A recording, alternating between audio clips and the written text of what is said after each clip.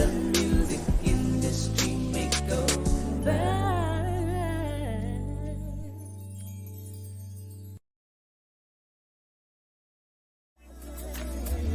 They said I wouldn't make it.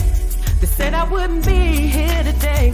I wouldn't amount to anything, anything, anything. So no matter what people say, gonna love you anyway. And I shall live and not die, die, die. I'm gonna live my life abundantly, and I'll fulfill.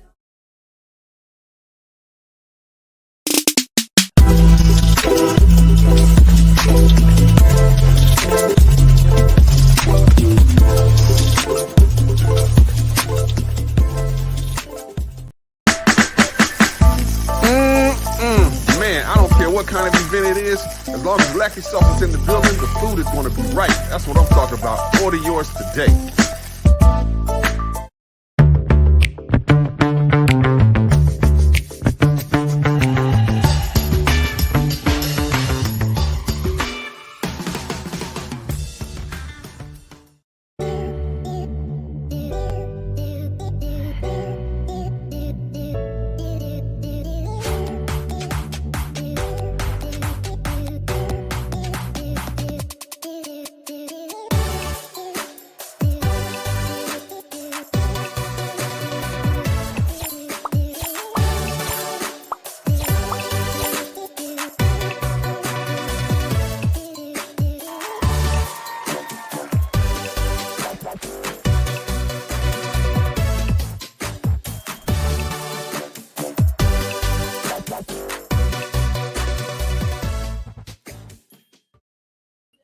Hey, what's going on, everybody? Welcome to another segment of the Music Industry Makeover. DJ Ronnie, Ron, Simone, Henry, and D-Ray, the producer. How y'all guys doing out there? Doing well. Yeah. Okay. Glad we survived that Category 1 hurricane that came up through the coast. Oh yeah, I think we were getting a little bit of it ourselves too. Yeah, and so, yeah. man, little bit of Elsa. Elsa, that's right. Yeah. Not Elsa, but Elsa. Man. Yeah, I had them little kids going outside trying to sing "Let It Go" in the rain and the wind. Oh man, yeah. Man, well, yes, thank God for his protection, and thank you all so much for tuning in. All right, hey, make sure you go and join us on the musicindustrymakeover.com. All right, and you can see all the things that we have. We're marketing promotions company, advertising, and so anything that, you know, if you're doing a book, if you're an author, entrepreneur, or an artist, as this show is designed for artists out there to promote. And hey, this is what we do. Make sure you get in contact with us. All right. Also, we just want to thank God for all the things that he's doing. And hey, things are changing in the music industry. Thank you to all our advertisers that you see on the screen as well. If you're interested in wanting to advertise, feel free to get in contact with us. All right. We'd love to have you. And follow me all over Linktree. All right. Hey, you can see everything that I'm doing on Linktree. So with DJ Ronnie Ron. Man, we thank God for what he's doing. Simone, what's going on with you? Hey, what's up with Eshe Music? Hey, I am hanging out with the folks from the IGAA this weekend. Okay. This weekend is the IGAA conference. Mm-hmm. And they are probably still in the middle of the worship service tonight. And then tomorrow we have another full day. Okay. I'm speaking on digital advertising for artists. Digital advertising. Okay. Yeah. And then Saturday half day, there's, they're gonna be critiquing some music. Oh, and then Friday night, of course, there is the award show. Okay. So is this virtual or physical as well? It's virtual. It's all virtual this year. Next year, we're planning to be back, together in a room, in a church or something somewhere. Right. But this year we're virtual. Beautiful. Okay. Well, good. Well, hey, for those who are at the conference, hey, have a good time. Learn all you can. You got some awesome presentations. Some awesome presenters there that'll give you some valuable information. So, hey, and we have one of them on here right now. So awesome. D-Ray, what's going on, man? Hey, everything good with you? Maintaining. Still working with our kids' film camp here in Salisbury, North Carolina. Still working with Soul Res Music. Got some releases coming out in the next few weeks. And I've been invited by our co-host Tamika Hall to teach a course on Facebook ads. And so in the next few weeks, in the next few weeks, we'll be talking about the thing that she's doing with authors. And she's putting together a brilliant track record with independent authors and getting them published and getting them placed in stores. And so I'll be talking about Facebook ads for that particular thing that's going to happen in August. And Beautiful. So as you stay tuned, we'll keep you up to date on information from that. There you go. Awesome. Yes. Congrats to Tamika out there. She's doing it big for sure. All right. Well, hey, look, you all spread the word. Hey, this is what we do. Man, I think it's been going on like 3 years now since we're doing our music industry makeover. Wow. Man. Time is flying by. Time is indeed flying. Yes, and there's those that look forward to seeing the program and learning, and that's the key is consistency. You have to be consistent in whatever it is that you're doing, and consistent visibility, marketing and promote, because that's what we talk about. That is our foundation, marketing and promote.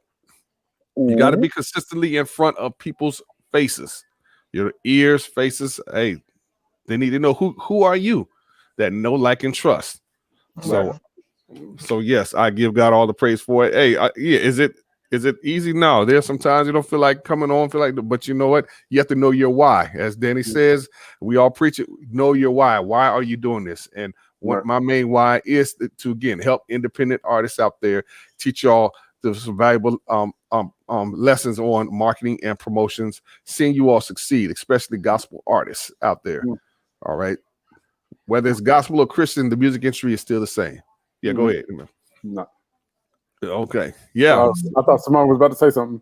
Yeah. yeah. So I always had that look. Okay.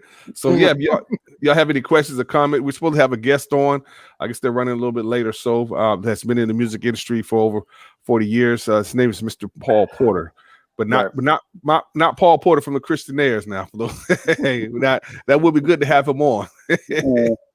Yes, because he's a legend. But we try to bring in some guests that are in the industry and that have been in it, and from artists to executives and things, and so that they can reiterate some of the things that we've been telling you all out there, and and possibly y'all can gain some nuggets from that.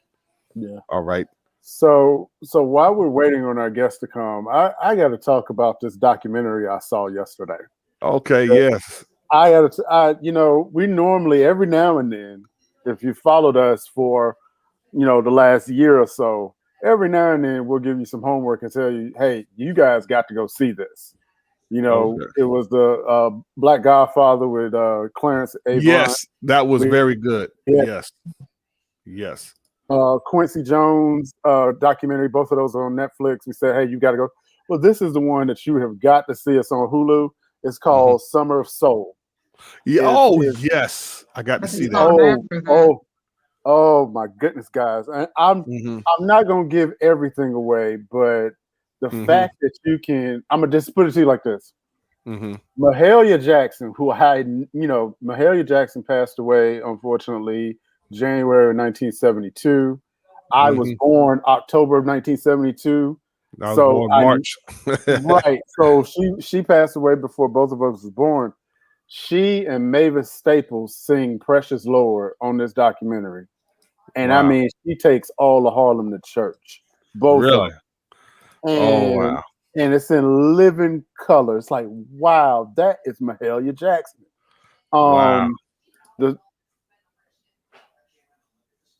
Okay, I think you froze up there. Am I freezing? Yeah. All right. Yeah. Now I'm saying it again. Yeah. Okay. Yeah, good. I said that's not the only thing. 19-year-old Stevie Wonder jumping behind a drum set and whamming away and showing the world that in fact he is one of the best drummers out there. Sly and the Family Stone, Fifth Dimension with Marilyn McCool and Billy Davis Jr. And I mean Edwin Hawkins singers. This documentary is like gold, like literal gold. It is on Hulu and it is in the movie theaters. And I was wondering about that. Yeah, see how interesting that they combined the two, the movie theaters and on streaming. Right. Yeah. And I think they did They that run out as a lot of movies. right. And I think they did it as more of a pandemic thing. Yeah. You know, for those of us who aren't really comfortable still going to the movie theater, you still have the opportunity to see it. But I it's probably one of the best music concert documentaries I've ever seen. And I'm gonna just put that out there. I was Just looking at literally. the trailer for it. It looks a lot like a Black Woodstock. Yeah, that's what I thought too. Well, ironically, the funny thing that you said that one of the reasons why it was overlooked was because the real Woodstock was going on at the same time as this festival was going on. And so the story was, of course, previous year, Dr. King was assassinated, and the city was on edge due to riots and things of that nature. And so NYPD wouldn't provide security for this concert. So the Black Panther Party stepped up and they did security. You can see them on the documentary doing the security for this concert. Wow. It is completely mind-blowing. I would recommend anybody, if you're a music lover, I don't care if you're a musician, DJ, marketer, whatever, you got to take a couple hours to sit down and watch this thing. It's incredible. I'm definitely going to go check that out. Yes, because there's a lot of rich history in Black music, and they actually played instruments and sang back then compared to what we hear today. Look, imagine that. Imagine that. Yes. So, wow. Hey, look, they didn't pay us to advertise them or so, but again, something that's going to help you all as artists out there. We think that you should definitely go and support. It all depends on how bad you want to grow as an artist. All right. Wow. Okay. Yeah. Man. Well, hey, look, this is Music Industry Makeover. Anything that those are watching, any questions that you may have for us, pertaining to marketing and promotions, or or you as an artist, what any direction that that you're looking to go in, or so, feel free to hit us up. Let us know, because we take questions and comments. And Danny, now you had sent something, the BMACMIA report. Right. Here. So we could go ahead and pivot to that. That is, I can pull it up too if you want. Yeah, go ahead and let's do that. Okay. Basically, the Black Music Action Coalition, which is a new organization that was founded about a year ago in response to the murder of George Floyd. And all of the social that was going on last year during the pandemic. There was an action committee that was created to shine a light and to show how Black folks have contributed to the record industry, and how the record industry may not be as diverse as it should be.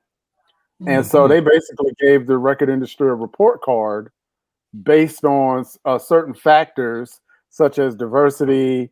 Are they following through with their plans or promises or whatever? I found it very, very interesting. One of the things that they were talking about, because we're always talking about on this show that the music industry is not dying, it's actually evolving. So I found this to be very interesting. It says in the report, under 2020 in Black music, album and single sales were down, but overall audio consumption was up.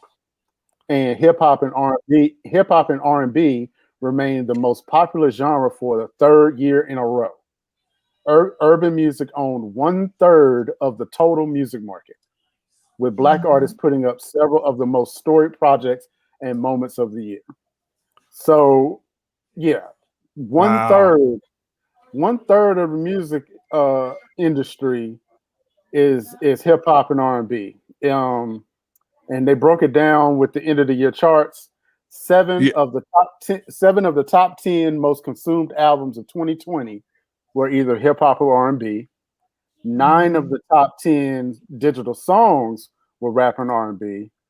All of the top 10 on-demand streams were either R&B or hip hop, and 8 of the top 10 were demand video.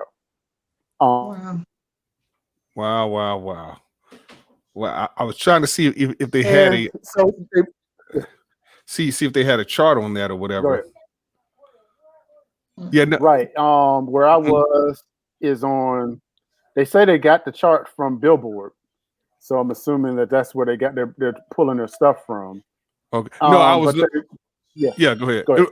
No, I was looking on here to see if there was if they had a printout, a layout of what you just said, like a graph. Oh yeah. Oh yeah. That was on page. What page is this? There's 37 pages on here. Yeah, it's page 7.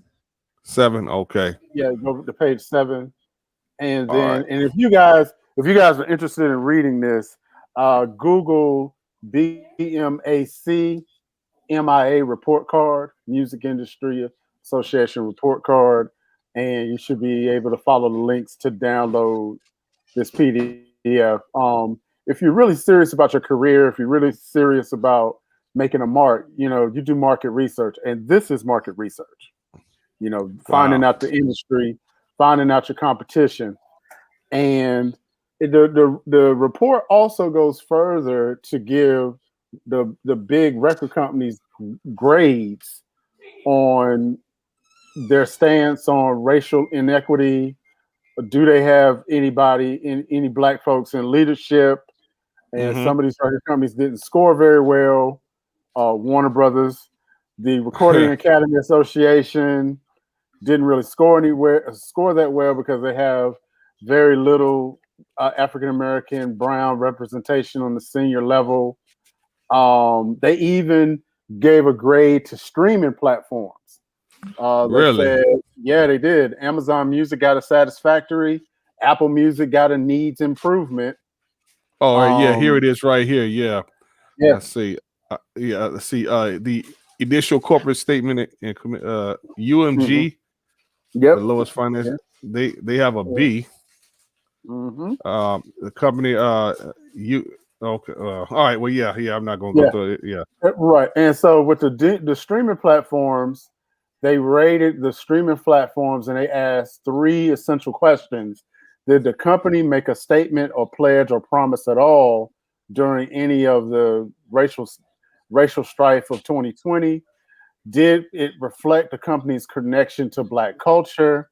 Was it superficial, temporary, or actual commitment? And did they follow through? So Amazon got a pass. Apple Music needs improvement, they said. Spotify, satisfactory. YouTube, aka Google. Yep. Tidal. Pandora on the other hand. Whoa. Unsatisfactory. Man. Yeah, imagine that. Oh, you Pandora listeners, huh? Yeah, that is deep, ain't it? Isn't that funny? Isn't that something? So it also goes through live music and touring. Live Nation. AEG, unsatisfactory. Yep. So UTA, I don't know them. ICM. Right. Okay. Do they look at some of these ticketing sites too? Because some of them, like I know Ticketmaster has been dinged several times for their unfair practices. The payment gateway, Square, has been they've been unfair to independent artists and saying that and holding on to their money when they make sales, saying that they're high risk. Wow. And that's one reason why I don't recommend Square to anybody for their payment gateway. And I'm like, and if you're going to use PayPal, use it to collect the money and then remove that money immediately into your bank account. Agreed. Because they like to hold on to people's money too. Agreed. Yeah, and PayPal doesn't have the friendliest of customer service either, because you're essentially talking to somebody in Europe. So if there's a problem, it's usually like a 5 to 10 business day turnaround with, trying to call and send emails. And so, The thing about Squared, Simone, I agree with you when they say high risk. What they are trying to, I guess, say about a lot of these cash transactions is they're trying to curb. Hey, Los. Hey, Liz. Yeah. All right. Trying to Any curb what? possibility going Hey, you broke up, anytime Danny. yeah, I was saying, can you hear me now? Yeah, Yeah, yeah, you're you saying they broke were at a trying to curb. curb something. Yeah, curb money laundering, perhaps. A Oh, lot now of you these. froze again. All right. Yeah, you Yeah. back on. Am I back on? Somebody Yeah. don't want me to say what this is. Money. I was going to say money laundering, and a lot of that stuff. So I'm just still going through it, but yeah, I find it very interesting. But there are two essential questions that I have. Two essential questions. Where is Gospel Music's Coalition report? And where is Gospel Music's marketing reports? What's going on? Where is Christian hip hop's marketing reports? Where is definitely not Christian there. hip hop's? Yeah, where is Christian hip hop's coalition? What's going on? No structure. Is Christian hip hop still is it considered a mainstream part of the gospel music industry, or is it still considered an underground genre? That's a good question. Ron would know better than I do, but if I had to take a guess, I would say it has never been mainstream. As close to mainstream Exactly. Might be Lecrae. Which means that you're not gonna see this kind of report for Christian hip hop, because I mean, if it's an underground genre, none of the industry people and people who study it are paying attention to it. And I mean, and if the people who are paying attention to Christian hip hop, they're keeping it within the community. They're not putting it out there for mainstream journalists and mainstream people to see what's going on. Kind of like what Josh was saying here. CHH reports are mainly submitted to record pools. Now, Josh, for those who don't know, he used to work with Jam the Hype, and that was one of the outlets for Christian hip hop and things. And so, yes, I mean, they pretty much they submitted to the record pool. But bottom line, I say there's no structure in Christian hip hop, and that's why we don't have reports like this. And once the structure actually comes, then that's where the organization of the genre will be taken for relevancy, I feel. Right. So yeah, again, and those, yeah, exactly. Yes. Not right now. Yeah, there is no structure. And I would even go as well, there is a little bit of a structure in the gospel, but see, it all encompasses, there's gospel music, then there's urban gospel. Christian hip hop is up under the urban gospel with the spoken word, reggae, pop, you know what I'm saying? Well, pop would probably say just Christian. CCM. Yeah. Oh, yeah, CCM. Yeah. Yeah, everybody's trying to be seen around. Yeah, that's yeah. Well, that's another issue there. So but that might be a critical dialogue music edition conversation. Yeah, culture vultures, but it is what it is. Yeah. you know what was funny though? I was talking about the documentary, and they had a brief talk with Pop Staples. He was on there, Staple Singers, and Mavis was talking about how her and her dad and her sister, the group started, and he was playing blues.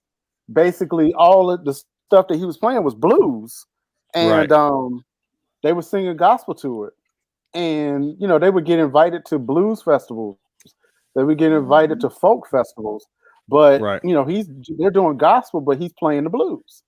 And a lot of artists that were on the documentary, like the Edwin Hawkins singers, because they were singing "Oh Happy Day," Mahalia Jackson, who was one at that time one of the most recognizable and fiscally, monetarily successful gospel artists on the planet.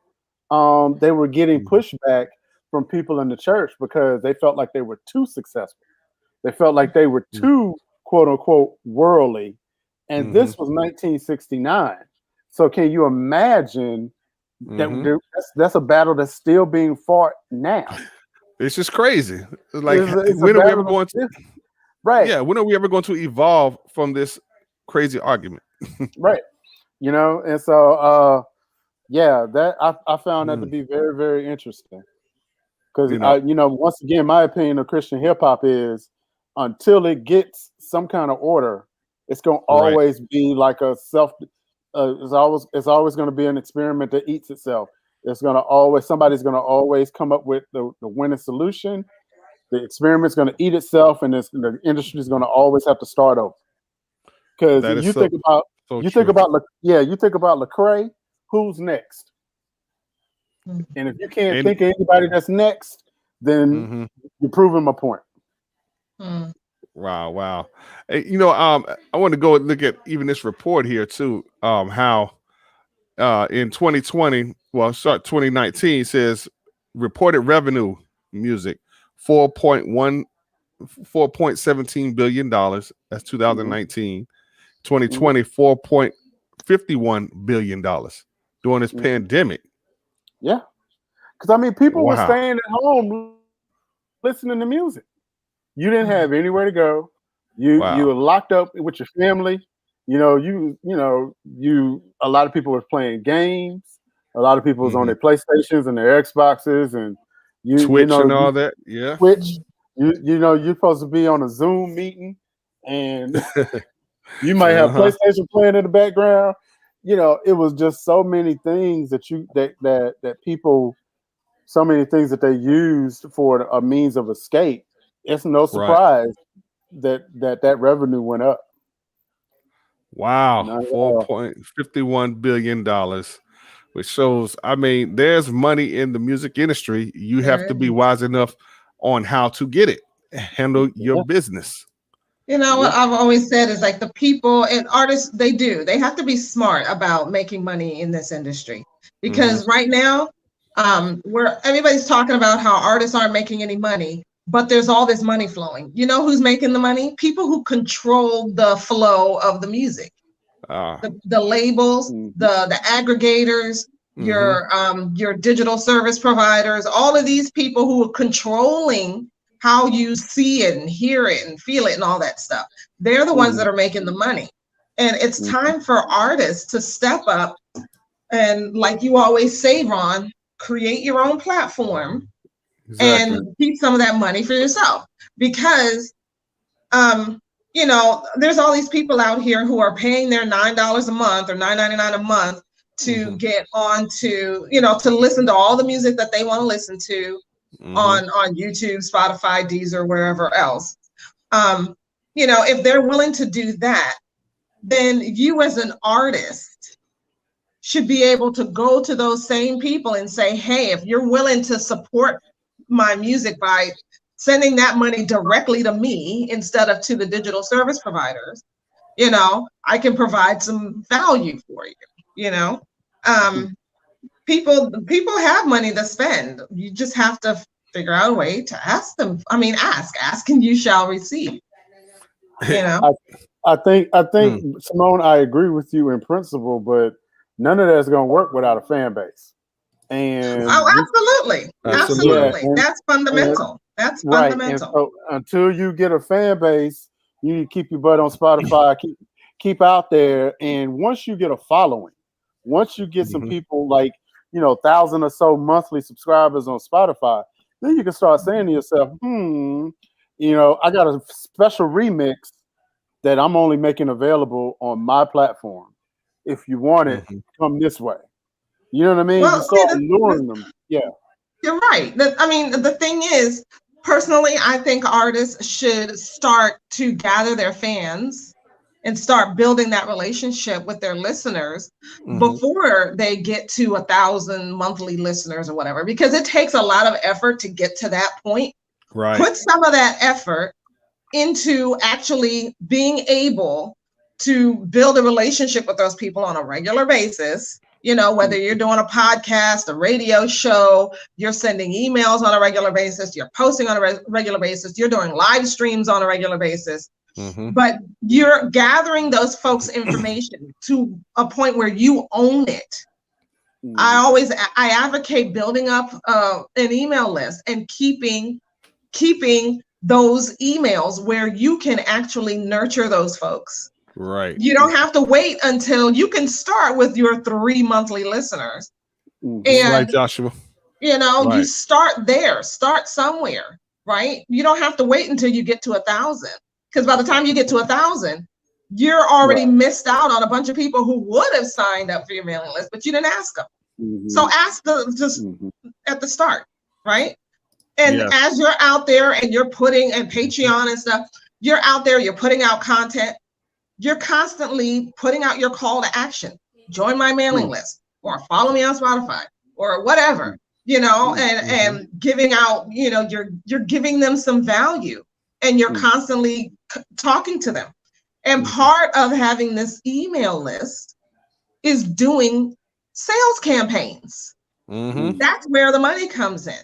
You do the sales campaign over a week or two.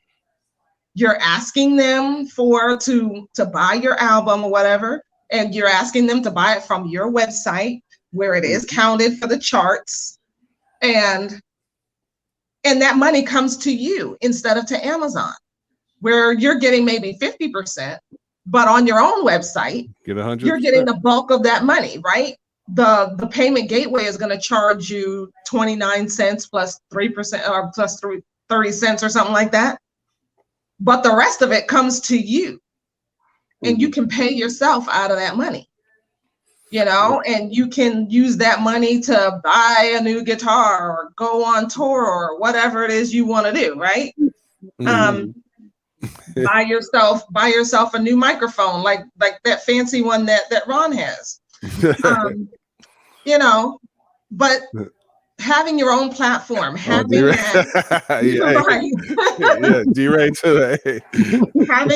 having a place where people are, where you are driving the conversation, you are in control of what happens. This is what you want, because the industry is going to do what the industry is going to do. Right. But as you're putting yourself out there, make sure that you are, you know, so many artists they're hiring radio promoters, and, you know, and some of y'all are getting songs played on all these different stations. And then the song ages off the rotation. And then what? All of those listeners who listened to the song, maybe some of them liked it. Right. Maybe some of them liked it enough to Google you and come to your website.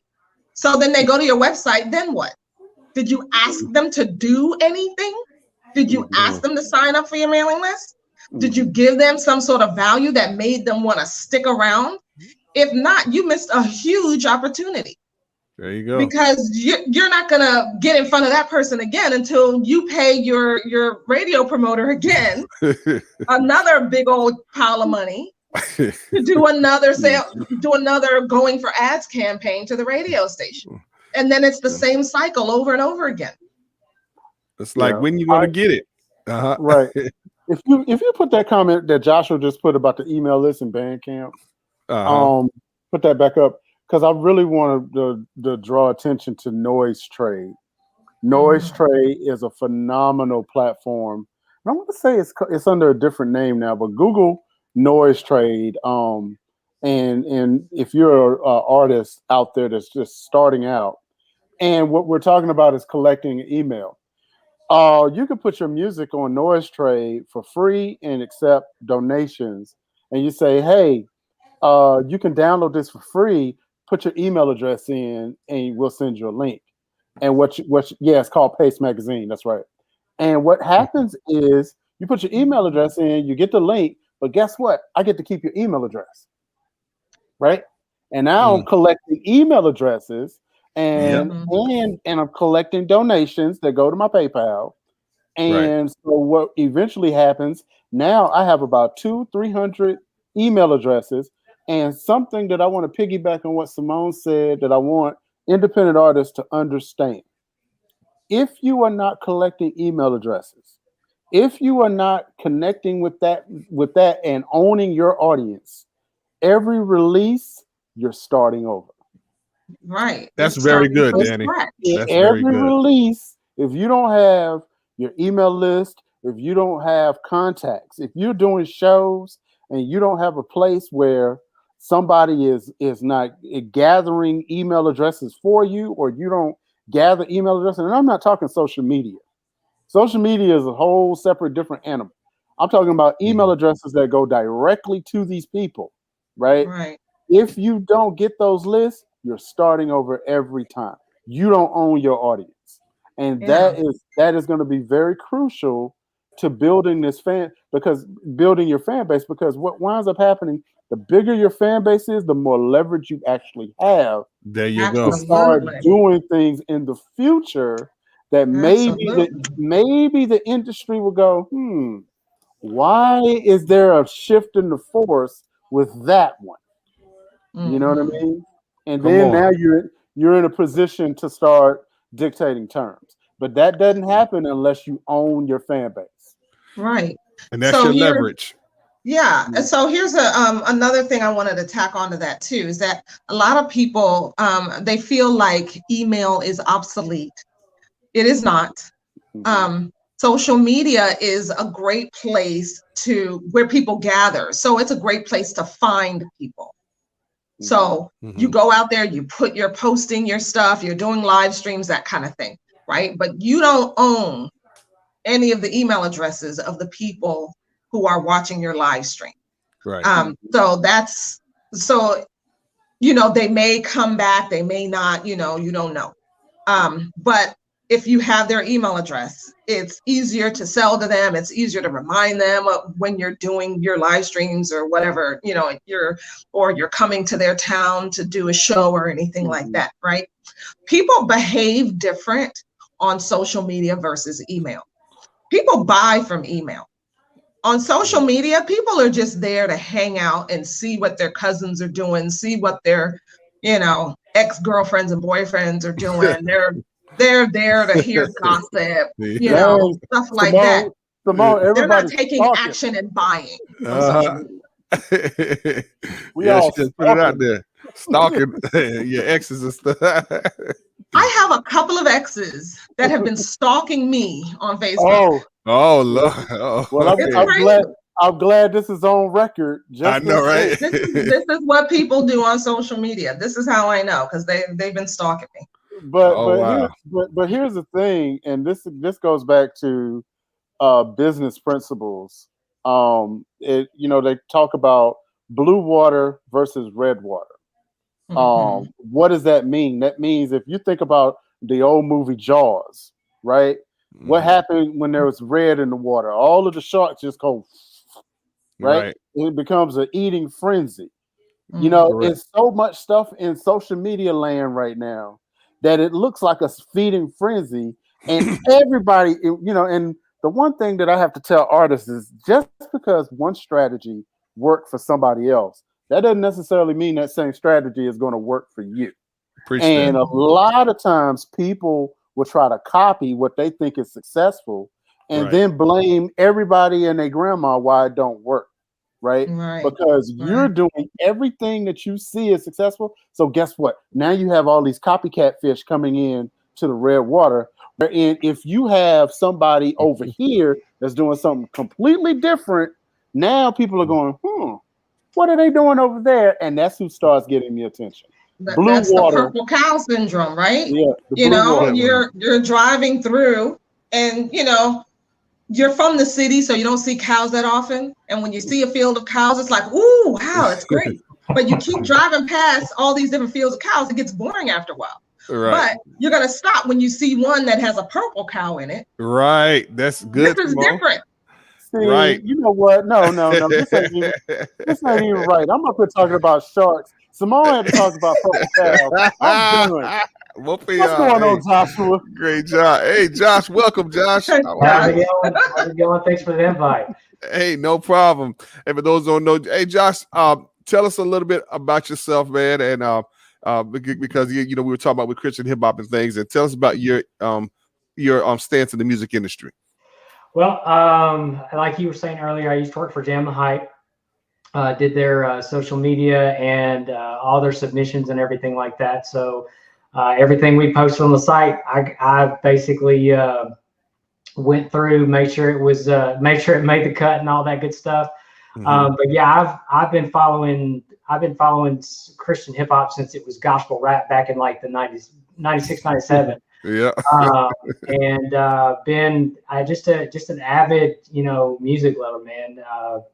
But I mean, and not just CHH, but like electronic stuff and things like that. And I'm also a DJ on the side. As you can see behind me, I'm about to start doing mobile streams and things like that as well. So yeah, that's me.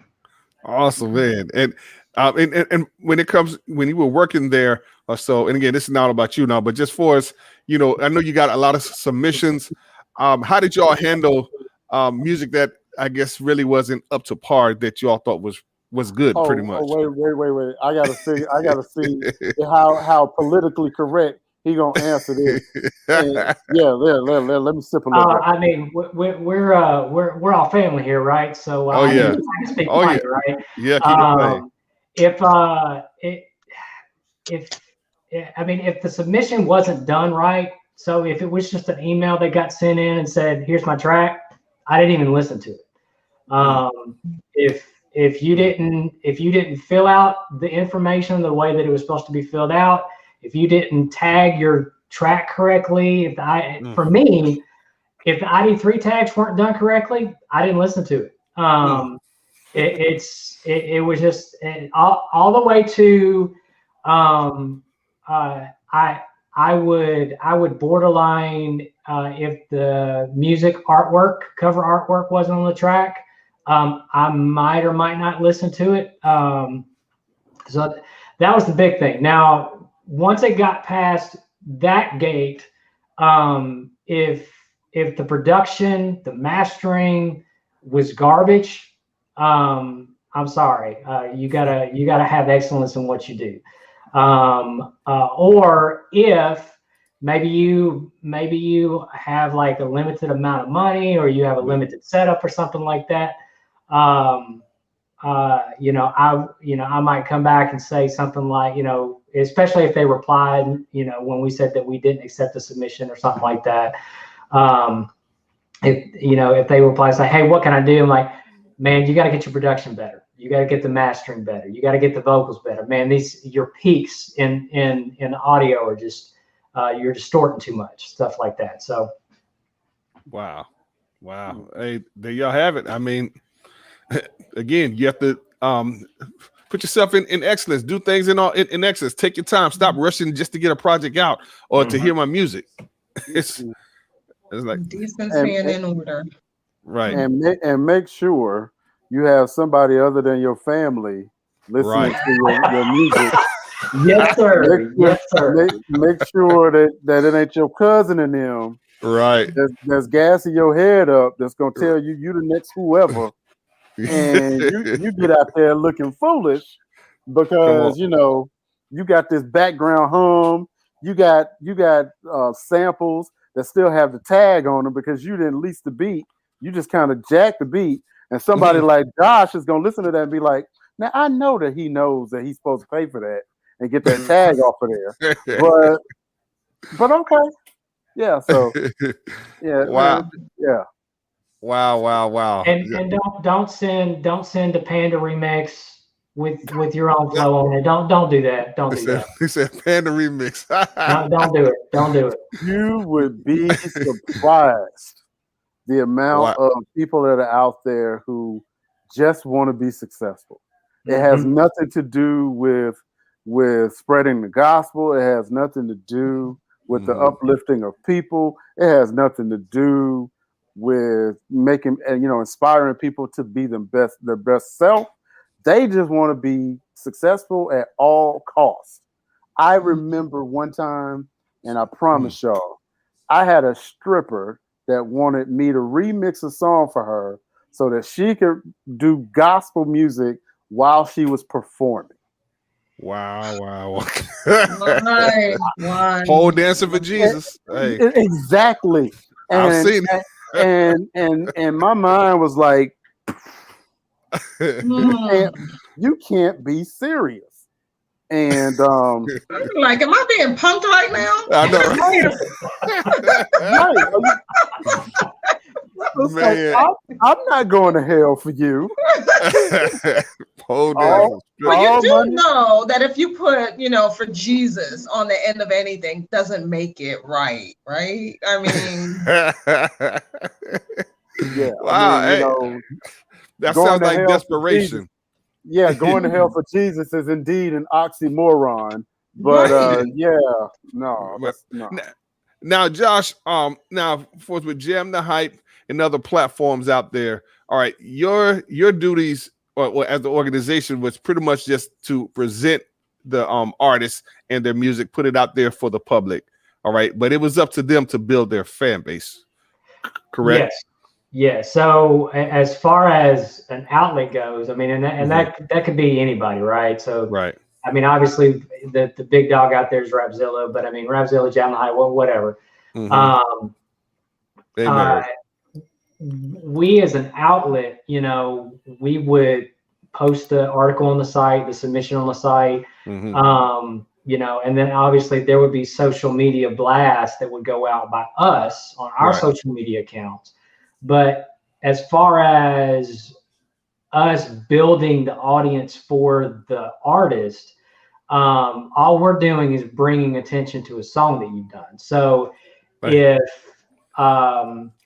if you don't already have an existing group that are following you, that know your music, that are listening to you, then it's oh, hey Mary, good to see you. Good to see you. Oh yeah. But Mike Jeezy's one of my favorite artists. I'll just go ahead and say that. Same here. Oh yeah. We know Mike. Yes. But yeah, no, that's the thing. Like the media outlets are not a means to an end. They're not a way for you to get famous. Thank you for saying that. And if that's your goal, if that's your end game, then you're gonna be sorely disappointed. And broke. Yeah, exactly. Just saying. Hey, she just put it. Hey, and broke, most definitely. Hey. Well, yeah, because I mean, if you're putting your hopes and dreams on one single being posted on a media outlet and having that bring acclaim to fame, then it's really idolatry when it comes down to it. If you want to get thick with it, speak that. Because if you're not doing the work on your end, it's not like it was back in the day where record companies did all the promotion, right? And you just did your thing. Now it's up to you for the most part, unless you're paying people to do it, to let them know, hey, I got music coming out. This is who I am. This is what I do. This is where I'm going to be. Unless you hire a promoter, it's your job to get bookings, to go to get venues, to get, shows, or to collab with people to do that. It really falls on you, to build that foundation. Because if you don't do that, then you're just going to be grasping at straws, trying to get one thing to do it all, and it doesn't work like that. So you should not be working harder than the artist, pretty much. No, not unless they're paying you for it. Now, if they're paying you for it, then and you're earning that check, then yeah. You need to be working just as hard. You know what? I'm gonna even go a step further. I don't care if they are paying you for it. I still want to outwork you, even if I'm paying you. I got you. Yeah. If I'm Flash, I want you to be Superman. I want us both pushing, because that's really the only way you're going to be successful. Because if you can't get out there and work hard, what's going to happen when you start, the touring opportunities come? What's going to happen when, you got to get out there and drive to certain venues and really, really start grinding it out? If it's not in you, then all of that's really all you're doing is really wasting money. Yeah. You're making Jocelyn them some money, which is great. But as far as your career and your calling and your why, just if you're not willing to work hard, find something else to do. Yeah, totally. That's pretty much what it boils down to. Again, guys, if y'all got any questions or comments, feel free to ask us. I mean, again, Josh has pretty much been echoing a lot of the things that we've been saying to y'all. All right, and he's getting from a different perspective, and get. I'm gonna ask Josh a real since he crawled up into the spotlight. since I'm gonna put him in the hot seat, Josh, what is it going to take for Christian hip hop to finally get some structure, to get some validity, to get some unity? What is it really going to take after all of this time for it to start getting its sea legs? What is it going to take?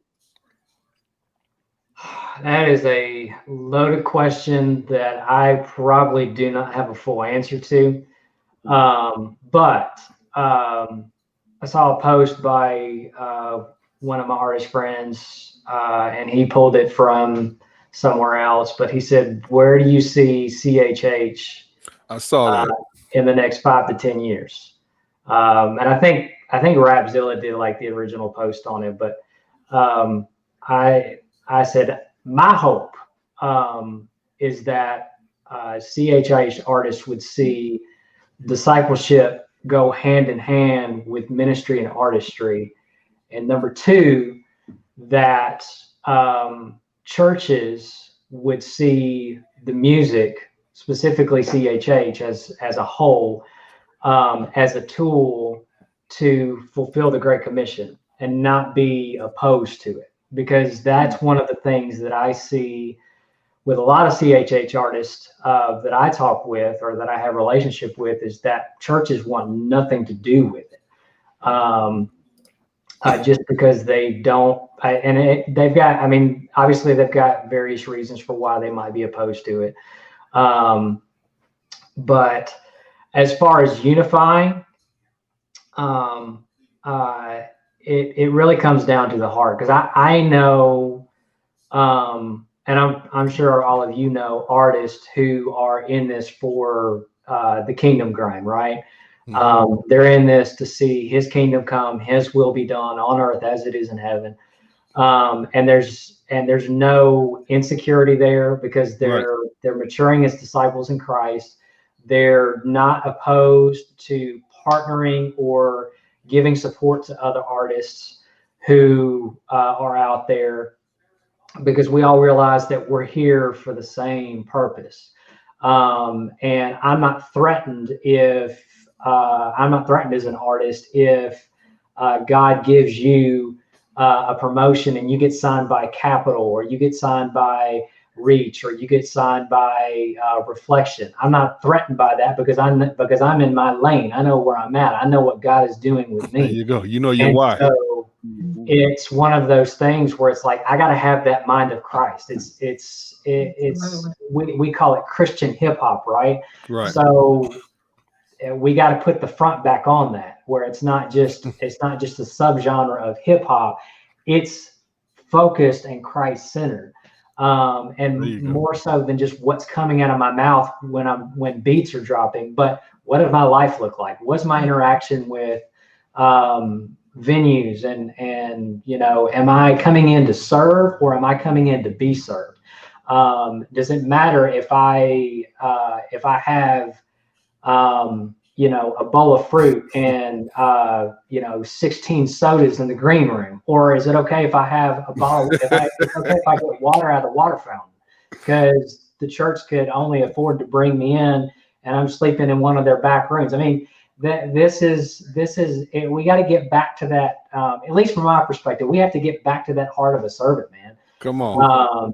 Hey, Josh, let's answer this question here. If y'all want to take it, should Christian music, regardless of genre, concentrate more on entertainment than their edification message? Okay, first of all, let me be first. Let me be first, because I feel like this is a grenade. So I'm a jump on this grenade. Are you about to spill the tea? I'm about to jump on this grenade for Josh, because he's new. If you do that, now I'm one that I believe that Christian artists have a right to be entertained. right? Right. I believe that if you're a Christian, you might just want to make music. It might not be about edification. It might not be about spreading the gospel. It could just very well be, I want to create music so that I am not ashamed to play it in front of my kids. However, if you're doing that and you're going away from the message, stop calling it what it's not. I agree. Yeah. If you're going to do it, call it anything but Christian, because what winds up happening, if you're calling Christian music something that is not, then you're actually confusing somebody out there, and you're going to have them thinking that this is it. This is the purpose. This is whatever. And really all it is entertainment. You know what I mean? So that kind of thing, let your yay be your yay, your nay be your nay, and call it what it is. Do what you're supposed to do. If it's Christian music, then be a Christian while you're doing it. Even if you're just going to be entertaining, there needs to still be an element of Christ in your entertainment. Agreed. Yes. There still needs to be an element of that in the entertainment, in your entertainment. But as far as just if it's not going to be about Christ, then don't call it Christian. How about that? Well said. That's well, yeah. Ain't nothing else left to say on that one. Hey, that was. I mean, hey, it is what it is. Well, Ron, I had to look up our friend here, and I know where he's based out of. And so Steelers fans always have to save a Titans fan. I'll just leave it like that. Hey, don't worry about him, Josh. Hey, they ain't going nowhere. I'm guilty by association. That's all that is. That's all that is. That's all that is. I mean, if I were to say, if I were to talk about how great the Patriots are, then I'd probably get some flag too. So, well, hey, Tom Brady. Hey, I like him, but I'm glad he's going out of there because I'm a Miami Dolphins fan. So, hey, it is. I wish you would have came to us, but oh well. Man, hey, but great answer there, Danny, and great question there, Eric. Thank you so much for asking that. And again, knowing your why, knowing why you're doing what you're doing, bottom line. Okay. And again, even in that, you got to build a fan base. You got to get out there, consistent visibility in front of the consumers. Bottom line. As y'all have heard me say before, my phrase, the music industry is about R&B, relationships and budgets. Simple as that. And don't use sympathy as a try to get you some free promotions and free services, because that don't work. Well, hey man, what's up, DJ Conversion, man? Hey, I thought you were supposed to hit me up, man. Aren't you in my town? Man, come on. Yes, hey, DJ Conversion, he's the owner of Transformation 12.2 Radio. So you all definitely go in and get that app. Check it out, transformation12.2.com. I'm on there as well. And so, yeah, man. Hey, Josh, man, thank you so much for coming on, man. You know you're more than welcome to come back anytime now. Yeah, right. Thank you for the invite. This has been I got my feet wet. All right, you got your hey, man, because you're in the industry and you were on a major platform in Christian hip hop, Jam the Hype, and again, so definitely any tips or so that that you can give to share with some of the viewers out here, we definitely love to have you. Hey, you've been definitely the past couple of weeks you've been dropping nuggets in the comment section, and so we really appreciate that. And you have an open invitation to come on back, especially during football season, sir. Yes. Well, you know what? Simone doesn't really watch football, but she's a Washington football fan since she's from the DMV area. So yeah, the team with no name, pretty much. Boy. Yes. Boy. Well, hey, we want to thank you all so much for allowing us to be a part of your night here in the Music Industry Makeover. Again, if you would like to get in contact with us, all right, we're all on here. Make sure you go visit my man D Ray, the producer. There's his website there. See all the things that he has going on. Definitely want to send shout outs to all the advertisers and sponsors. So that help make this show happen and others on it. Go visit my company there, musicindustrymakeover.com. All right. And see everything we have, a marketing promotions company, because we create the platforms and control the exposure. So if we say that you're going to be seen or heard here, we can guarantee that because we own it. Bottom line, just like shows like this. And also go and check out Eshe Music. Hey, Simone, tell a little bit about what you do.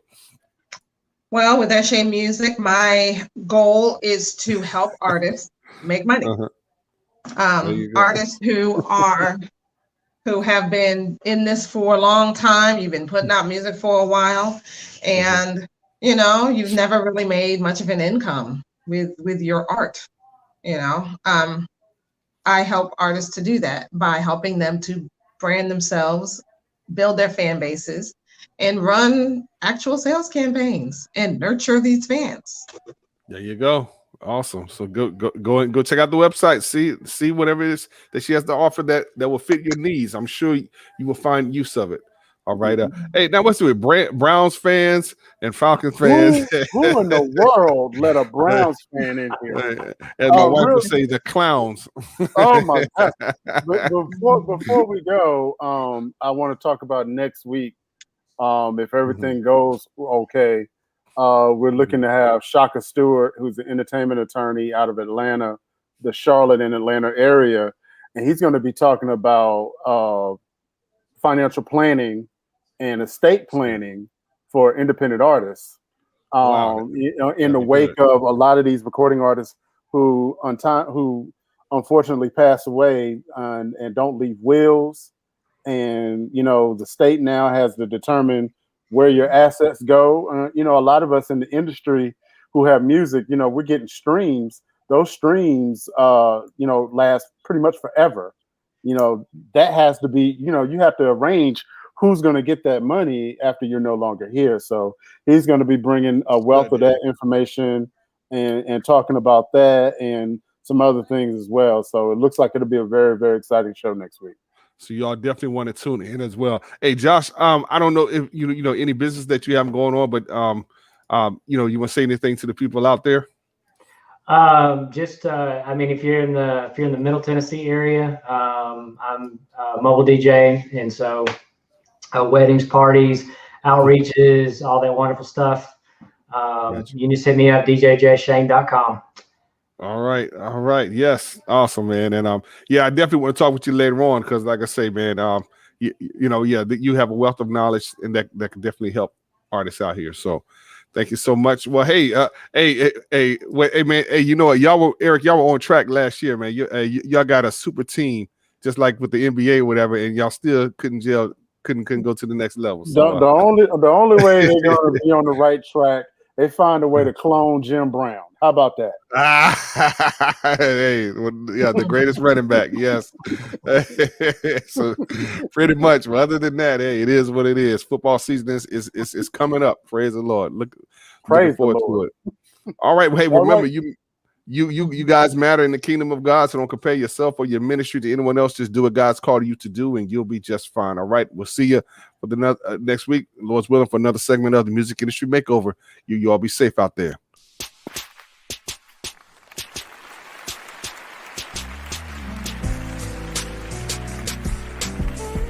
Just give me the music.